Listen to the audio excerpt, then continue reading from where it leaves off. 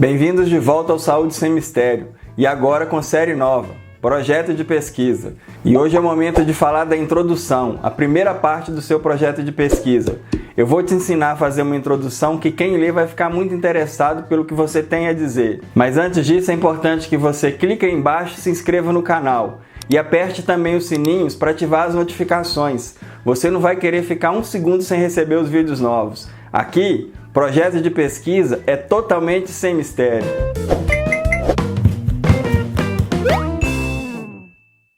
Bom, a primeira coisa que você deve pensar é que se você está escrevendo uma introdução em um projeto de pesquisa, vai ser para alguém te avaliar.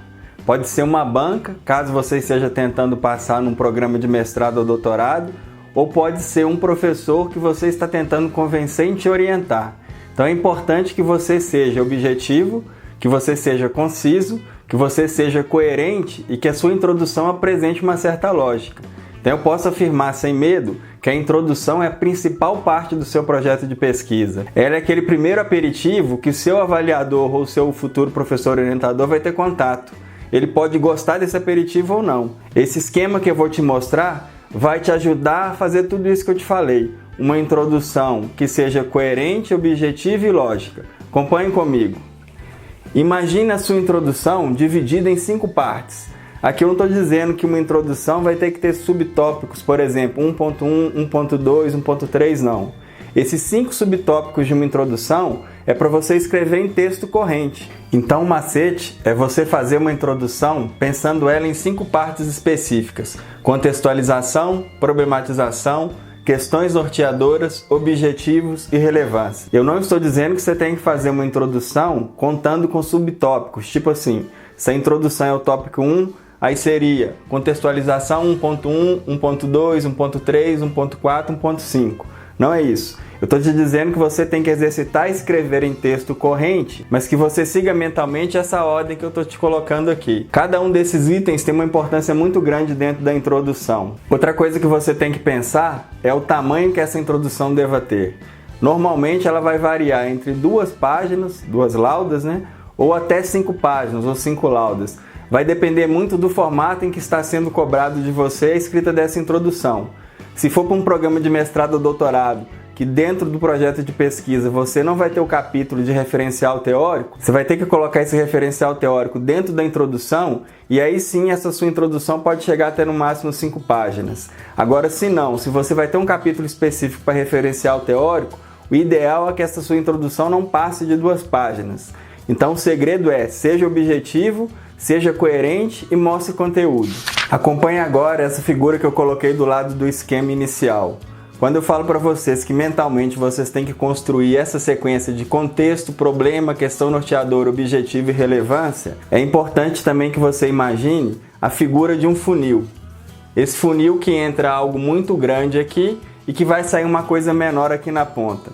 Então imagine que o que é colocado inicialmente nesse funil é uma grande área de estudo científico que nós vamos explicar melhor o que é isso. E que lá no final, depois que você vai explicando o contexto, problemas, questões e os objetivos, vai sair um objeto de estudo sobre o qual você vai perguntar: ele é relevante? E aqui relevância nós estamos falando de um retorno social que a sua pesquisa no futuro possa dar. Vamos começar a falar então da contextualização, que na verdade é a maior parte da sua introdução. Se a gente for pensar em 2 folhas de introdução, muito provavelmente essa contextualização vai ocupar pelo menos uma dessas folhas. Para você entender o que deve ser colocado dentro dessa contextualização, eu vou agora sugerir um tema para a gente discutir na construção dessa introdução, que vai ser sobre cuidados paliativos. Então estou dizendo para vocês que cuidados paliativos é a minha grande área de estudo de pesquisa. E eu vou mostrar para vocês como fazer para chegar no objeto de estudo que é o importante para a sua pesquisa. Na contextualização, você pode assumir alguns compromissos com o seu leitor. Pode ser alguns desses ou todos eles seguidos. Eu posso, numa contextualização, explicar os principais conceitos. Se eu estou falando, por exemplo, de cuidados paliativos, é a hora de eu explicar para o meu leitor o que é esse cuidado paliativo.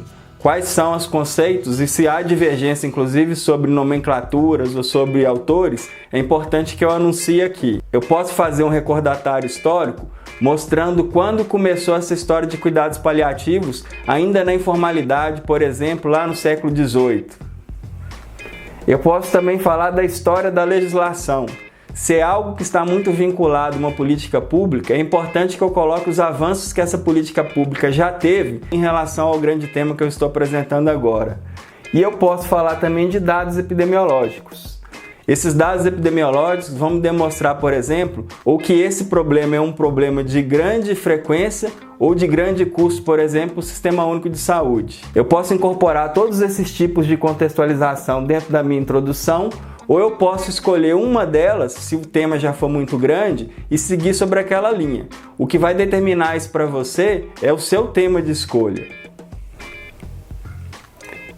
E aí eu estou colocando aqui um lembrete para vocês, que é o seguinte: é a hora de você falar do todo.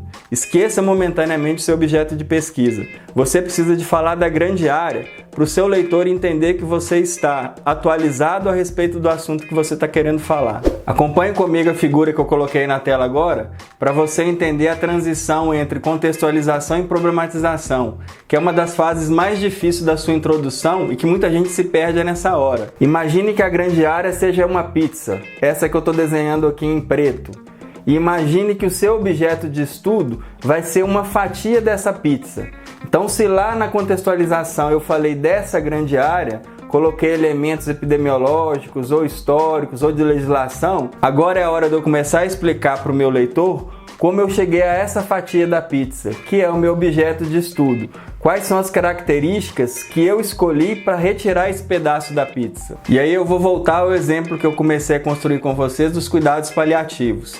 Se a minha grande área é o cuidados paliativos e lá na contextualização eu comecei falando, por exemplo, de onde surgiu os cuidados paliativos, falei de dados epidemiológicos no Brasil e expliquei da ausência de legislação sobre o assunto, que é esse o caso dos cuidados paliativos, eu posso começar a fazer uma construção de que esse atendimento a cuidados paliativos deve ser feito por uma equipe interdisciplinar e que no meio dessa equipe interdisciplinar aparece uma determinada pessoa que é o cuidador, que pode ser um familiar ou que pode ser um cuidador contratado, e que da equipe é a pessoa menos preparada para lidar com a finitude humana que é proposta pelos cuidados paliativos. Então eu posso dizer que o meu objeto de estudo é o cuidador domiciliar daquela pessoa que está em cuidados paliativos. Estão entendendo? Eu retirei uma fatia de algo que é muito maior. Escolher essa fatia de forma correta nem sempre é fácil, mas eu vou dar dicas também futuramente de como escolher melhor o seu objeto de pesquisa. Depois que eu delimitei bem o meu objeto de estudo, que eu tirei lá daquela grande área de pesquisa, chegou a hora de eu fazer perguntas a respeito desse objeto de estudo, que é o que eu chamo nesse meu esquema de construção de introdução de questões norteadoras ou também de hipóteses. Por que esses dois nomes, questões norteadoras ou hipóteses? Vai depender muito da linha de pesquisa que você está seguindo. Se ela é qualitativa, se ela é quantitativa ou se ela é um estudo de revisão. E aí agora eu vou começar a variar os exemplos para você entender melhor. Então vamos voltar na história do cuidados paliativos e o meu objeto de pesquisa sendo aquela pessoa que é o cuidador domiciliar de alguém que está em cuidados paliativos. Imagine que eu queira saber quem são essas pessoas. Variáveis do tipo sexo, variáveis do tipo idade, escolaridade, tempo de atendimento, tempo de profissão. Se eu estou fazendo uma construção de valores que podem ser quantificados, as minhas perguntas vão me direcionar para uma pesquisa quantitativa e eu tenho que demonstrar isso para o meu avaliador ou para o meu futuro professor orientador. Ou se por outro lado eu quero saber sobre de concepções, de sentimentos, de sensações que esse cuidador domiciliar tem a respeito daquela pessoa ou do cuidado que ele está prestando, estou falando de coisas que são subjetivas, eu estou direcionando a minha metodologia para uma pesquisa qualitativa. E se eu vou fazer um estudo de revisão, eu posso fazer uma coisa ou outra. Só que eu vou fazer a resposta a essas questões pela boca de outros autores ou pelo que outras pessoas já escreveram a respeito do tema. Então, questões norteadoras ou hipóteses é o momento que você deve demonstrar para o seu avaliador ou para o seu futuro professor que você tem algo específico que você quer saber sobre o seu objeto de estudo. Chegou agora a hora de descrever o seu objetivo ou os seus objetivos na introdução. Eu fiz questão de colocar os dois esquemas lado a lado porque eles se correlacionam.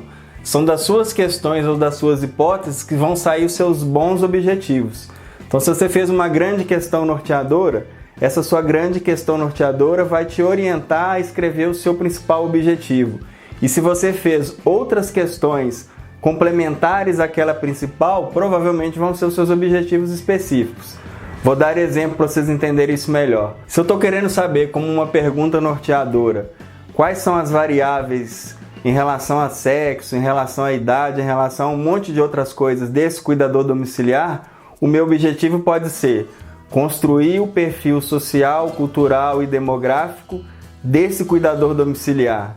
Se eu estou querendo saber, são as sensações que essa pessoa tem quando ela está cuidando do outro, o meu objetivo, que vai me levar para uma pesquisa qualitativa, pode ser o de evidenciar os sentimentos que essa pessoa tem durante o cuidado do outro.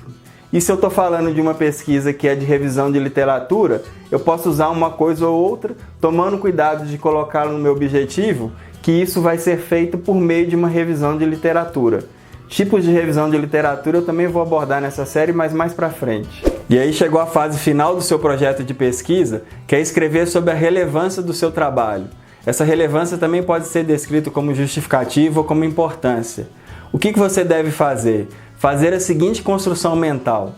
Quando você terminar a sua pesquisa, que benefício ela terá deixado? Você tem sempre que lembrar que uma pesquisa científica é importante que ela deixe um legado social. É mais ou menos isso que você deve demonstrar para o seu avaliador.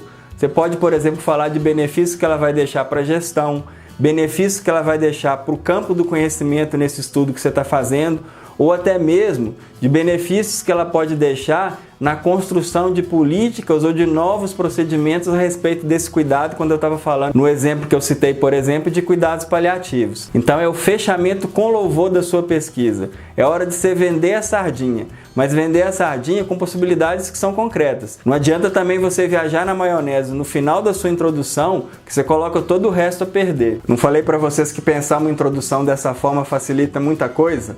Se você gostou desse vídeo, dá o like aí embaixo para mim. E agora é a sua hora de interagir comigo. Coloque nos comentários desse vídeo no YouTube quais são as suas dificuldades. Se você quiser, inclusive, tirar alguma dúvida sobre um bom objeto de estudo, coloque o seu comentário aí que eu vou fazer questão de te responder. Uma outra coisa é que eu tenho tudo isso esquematizado em documento em PDF. Se você se interessar em receber, solicite para mim aí também nos comentários que eu vou mandar para você. Um grande abraço a todos vocês e me vejam na próxima aula, onde eu vou falar de referencial teórico. Lembre-se, está imperdível e um dia da sua vida você vai precisar de construir um projeto de pesquisa.